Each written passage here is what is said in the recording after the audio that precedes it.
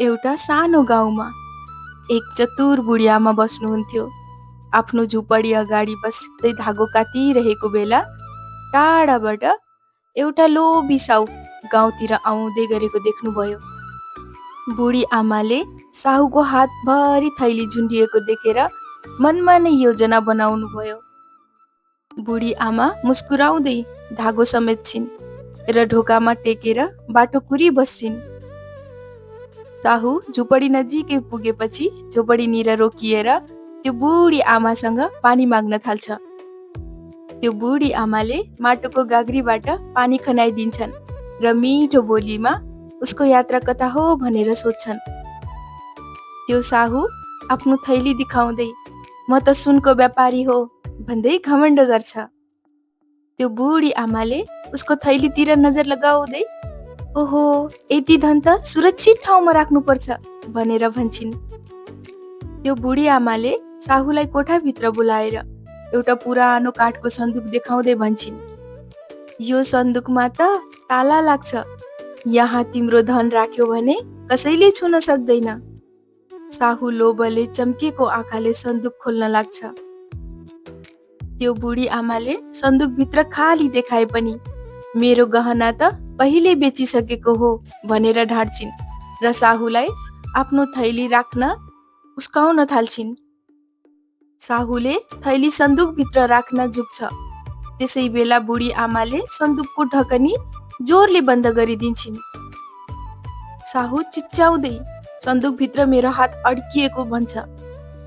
तर बुढी आमा बाहिरबाट ताला झुन्डाउँदै भन्छिन्, अब तिमीले लोभको मूल्य तिर्नु पर्छ। साहुले चिच्याउँदै ताला खोल्ने धम्की दिन्छ। तर बुढी आमा सन्दुकको चाबी हातमा घुमाउँदै कोठाबाट बाहिर निस्किन्छिन्। बुढी आमा सन्दुकको चाबी हातमा समातेर झुपडीको आँगनमा उभिन्छिन्। भित्रबाट साहु हात दुखेको स्वरमा कराउँदै चाबी दे नत्र गाउँले बोलाइदिन्छु भन्छ। बुढी आमा शान्त अनुहार बनाएर ढोकातिर हिँड्छिन् र झ्यालको सानो प्वालबाट साहुको अनुहार देखिन्छ। उनी भन्छिन्, गाउँले बोलाउने? तिमी त आफै चोर ठहरिन्छौ किनकि यो मेरो घर हो। साहु झस्किन्छ र आवाज थोरै दबाउँछ। बुढी आमाले नाटक गर्दै भुइँमा बसेर मेरो घरमा कसैले जबरजस्ती गर्यो भने प्रहरी बोलाइदिन्छु भनेर ठुलो ठुलो स्वरमा भन्छिन्।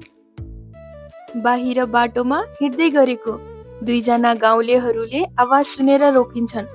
बुढी आमा तुरुन्त ढोका खोलेर इसाराले भित्र जान भन्छिन् र मेरो सन्दुकभित्र चोर पसेको छ भन्दै देखाउँछिन्। गाउँलेहरू डराउँदै तर उत्सुक भएर सन्दुक नजिकै आउँछन्। साहु भित्रबाट म चोर होइन भन्दै कराउँछ। बुढी आमाले आफ्नो आँखा रसाएको जस्तो बनाउँछिन् अनि यो मान्छेले मेरो गहना लुट्न खोजेको भनेर भन्छिन्। गाउँलेहरू साहुतिर रिसाउँछन् र सन्दुक हल्लाएर चेतावनी दिन्छन्। साहु अब झन् डराएछ र बुढी आमालाई फुसफुसाउँदै माफी दे, जे चाहिन्छ भन भनेर भन्छ। बुढी आमा गाउँलेहरूलाई अब यसलाई गाउँको चौकीमा लैजाऊ भनेर उस्काउँछिन्। गाउँलेहरू सन्दुक उठाउन खोज्छन् तर साहु भित्रबाट छटपटाउँदै म थैली छोड्छु, बस मलाई बाहिर निकाल भनेर हार मानेर भन्छ। साहु काँप्दै सन्दुक भित्रको थैली बाहिर फाल्न खोज्छ। थैलीको मुख खुल्दै सुनका सिक्काहरू बाहिर छरिन थाल्छन्। सन्दुकको सानो चिराबाट सुनका सिक्काहरू भुइँमा टक टक बज्दै झर्छन्। गाउँलेहरू सिक्कातिर हेर्दै साहुलाई यो त साँच्चै चोर रहेछ भनेर भन्छन्। त्यो बुढी आमा सिक्काहरू छिटो छिटो समेटेर कपडाको पोको बनाउँछिन्। साहु भित्रबाट मेरो हो, मेरो व्यापारको पैसा हो भन्दै कराउँछ तर कसैले पनि पत्याउँदैनन्।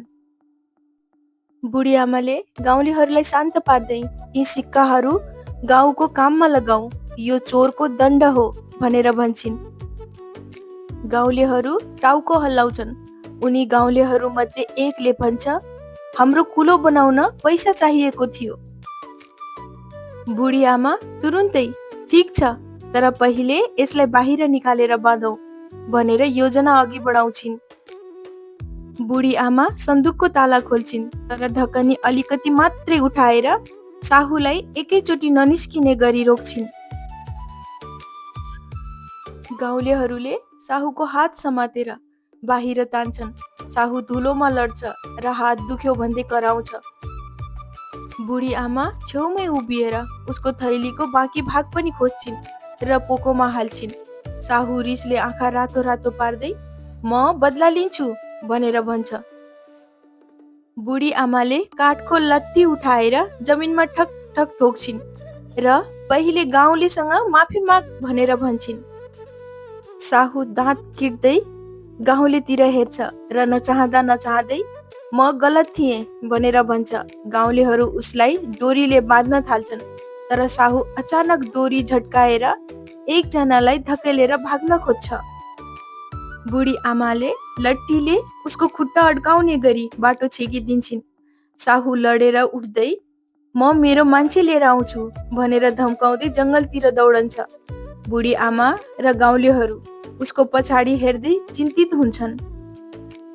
साहु जङ्गलतिर हराएपछि गाउँलेहरू डराउँदै उसले मान्छे लिएर आयो भने, तर बुढी आमा आफ्नो पोकामा राखेको सिक्का कसेर समात्छिन्। डराएर बस्ने होइन, अब तयारी गर्ने भनेर भन्छिन्।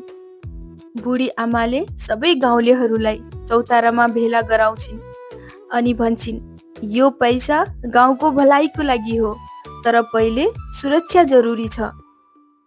बुढी आमाले बाँस र डोरी ल्याएर बाटो छेउमा सानो फन्दा जस्तो जाल बनाउँछिन्। केही युवकहरूलाई यहाँ लुकेर बस भनी झाडी पछाडि बसाल्छिन् अनि बुढी आमा भित्रबाट आधा ढोका खोलेर प्रतीक्षा गरेर बस्छिन्।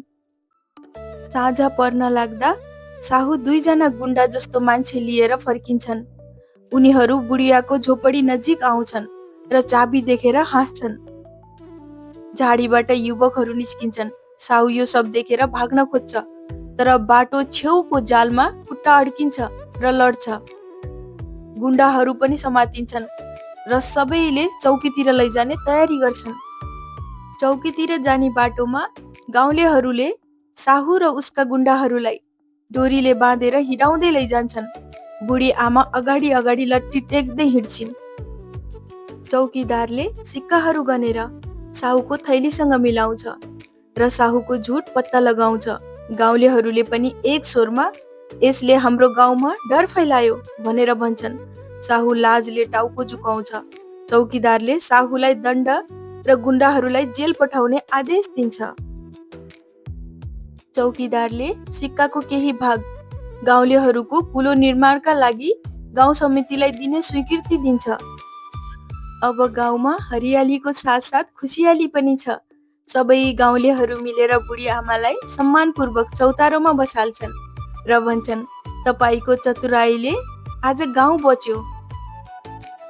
बुढी आमा पनि मुस्कुराउँदै आफ्नो पुरानो सन्दुक फेरि त्यही झुपडीमा ल्याएर राख्छिन्। यो कहानीबाट हजुरहरूले के सिक्नुभयो?